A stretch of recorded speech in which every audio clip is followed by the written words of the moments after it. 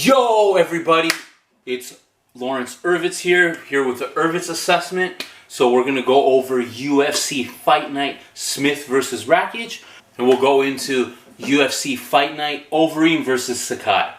So if you guys remember originally, with last weekend's fight card, I had made predictions on 4 fights.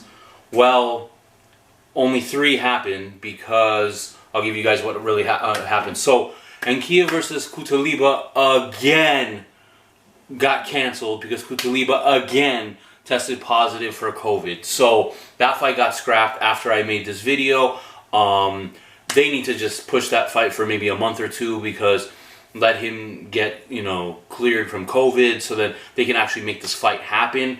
It's ridiculous at this point. So yeah, so there's that one. Then Ricardo Lamas was supposed to fight Ryan Hall. Now, when I made the video, Ryan Hall had dropped out, and Ricardo Lamas did not have an opponent yet. So after I made the video, he got an opponent, so it's too late to make a prediction on that one. So he did fight on Saturday. It was the first fight on the main card. He fought against this guy, Bill Algeo. He was a new guy. So Lamas got caught, and it almost ended for him, but he turned it around and he won by decision. That was good for Algeo. This was his first fight in the UFC, so I'm hoping that he makes. We'll see what he did. I mean, look, he did good against Lamas. He was a late, replacement. So we'll find out what happens with him. But that was the first fight there. So I didn't go over that, but I did go 3 for 3, and I'm gonna talk about those 3 fights a little bit. So the first fight was in the women's flyweight division. It was Ji-Yoon Kim against Alexa Grasso. Now, in the first round, Kim looked good. Her boxing was sharp, everything. But then in the second round, you could see Grasso started taking over. She was outstriking her. Her boxing looked really good. Third round, same thing. She just was outstruck Kim. Kim just looked lost at that point. It was a great victory for her. I'd like to see her fight somebody else in that, maybe like in the top 10, see how she does. She's still very young, so we'll see what happens with her. So I got that one right. I did pick Grasso. The second fight I got right was the co-main event, which was in the welterweight division. It was former champ Robbie Lawler against Neil Magny. Now, this was just total domination by Magny. He had his way with Lawler. He outstruck him on the feet. He took him down. He was constantly going for submissions. Didn't get it. He did win by unanimous decision. So it was a great victory for Magny. So for Magny, I would like to see somebody in the maybe like 8 to 10 spot in that division, in the welterweight division, fight him. Because if Magny can win that, and then he can start making another run for a title shot. So that would be great. So we'll see how he does. But he's looked good.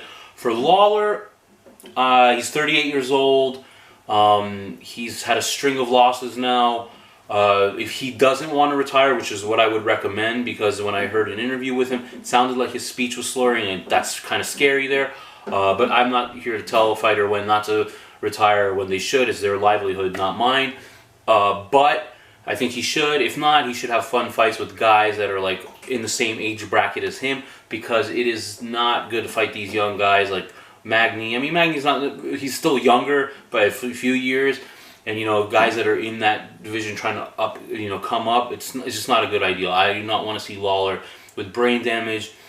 He was a good champion. He's an exciting fighter. He's been fighting for so long. So I would contemplate retirement if I were him. But hey, that's his choice. So that was 2 for 2. And in the third fight, the main event, I picked Alexander Rakic to beat Smith because I did not think Anthony Smith should have came back so soon after the beating he took.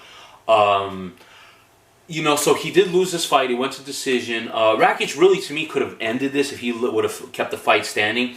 Because in the first round, he was just chopping at Smith with leg kicks. I don't know if you guys can see. He was just bam. He was just hitting with leg kicks. I mean, he got it with a nice 2 leg kicks in the first round. Dropped Smith. He got on top of him, and he just had control there.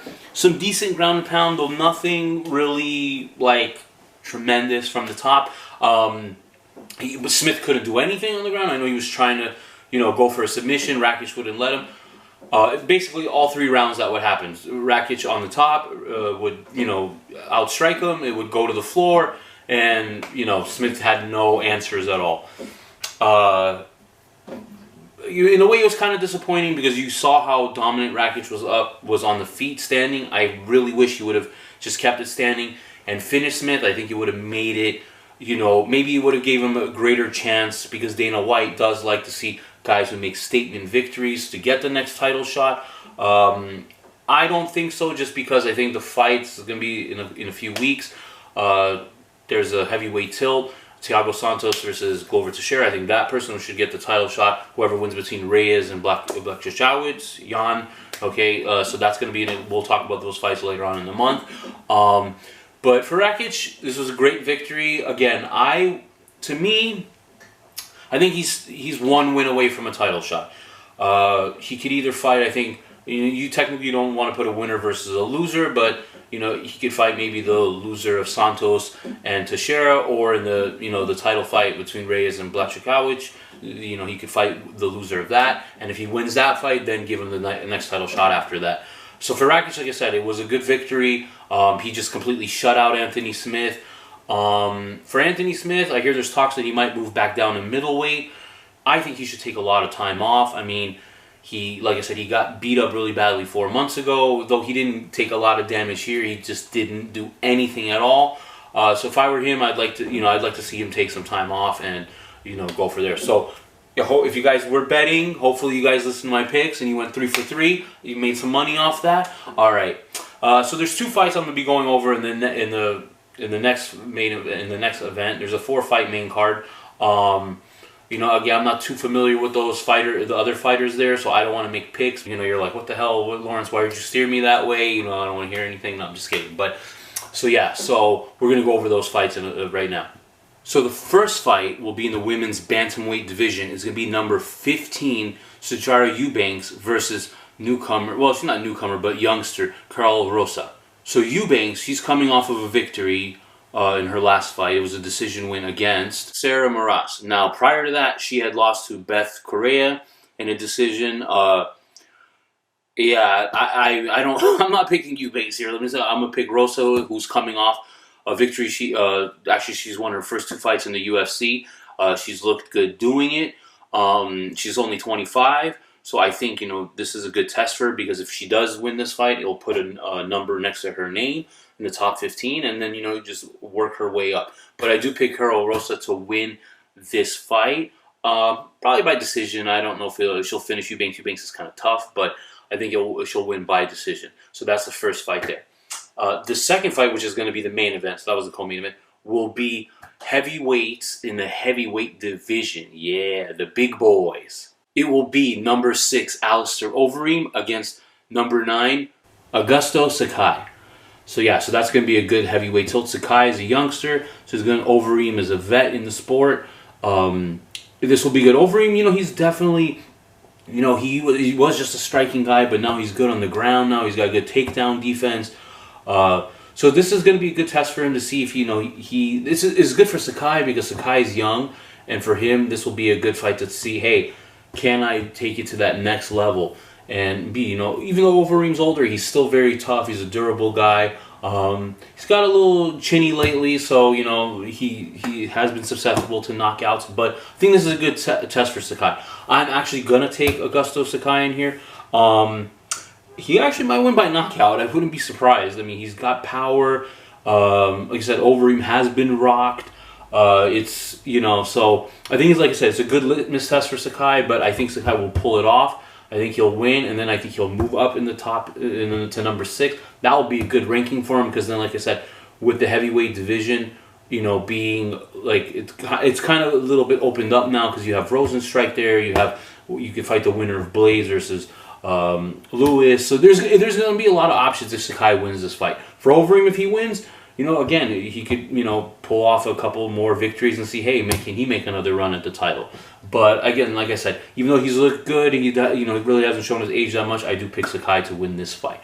So so those are going to be those 2 picks that I'll be going for. You guys should check that out. That's this weekend. The rest of the card's kind of lacking in names. Might be a good card. You never know. Last week's card was kind of So, you know, this one, who knows? Maybe it'll be more exciting. I don't know. We'll see when that happens. But remember, this is always the Ervits assessment. Please comment if you guys want to hear assessments about other things in MMA. I will be doing, when there's going to be a little bit of a slow period, I'm going to go over my favorite fighters that I have and some of the best fights I've ever seen in MMA. In my opinion, of course. But yeah, if you guys could like, comment, and subscribe, that would be great. Otherwise, you know what's going to happen. I'm just kidding. But yeah. So again, Ervits assessment signing out. Peace.